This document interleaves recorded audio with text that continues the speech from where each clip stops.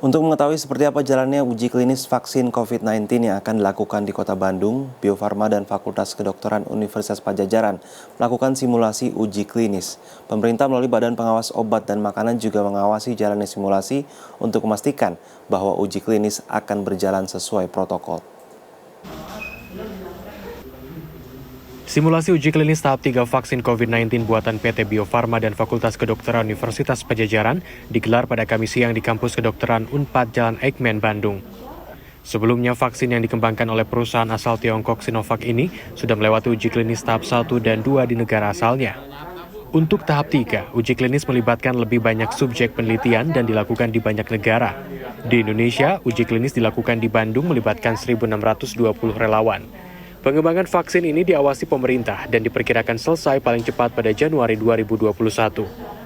Badan POM sudah mendampingi dalam formulasinya, dalam membangunnya. Kemudian juga ada komite etik ya, istilahnya komite etik ya, untuk meyakinkan bahwa pelaksanaan uji klinik itu nanti sesuai dengan etik. Jadi etik ya, melindungi siapapun juga yang terlibat mendapatkan vaksin tersebut. Jadi Badan POM sudah menjamin aspek produknya, vaksinnya tadi ya, aspek keamanan, mutunya ya, khasiatnya berdasarkan fase 1 dan 2 untuk bisa melangkah lebih luas lagi diberikan pada masyarakat dalam fase 3. Pada kunjungan pertama, pasien hanya menjalani tes kesehatan dan tes swab.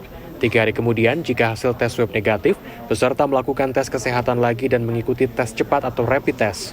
Jika hasilnya tetap baik, maka peserta mendapat suntikan vaksin COVID-19. Setelah disuntik vaksin, peserta akan diobservasi selama 30 menit sebelum pulang. Pemberian vaksin untuk kedua kali dilakukan 14 hari kemudian. Selama masa uji klinis tahap 3 ini, peserta melakukan 5 kali kunjungan dan dipantau kesehatannya selama 6 bulan.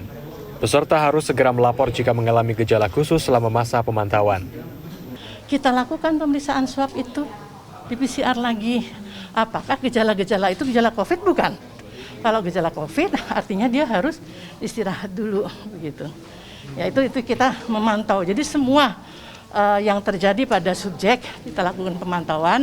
Kalau gejala ringan tentunya sesuai dengan protokol COVID yang sekarang ya, hanya isolasi dan sebagainya.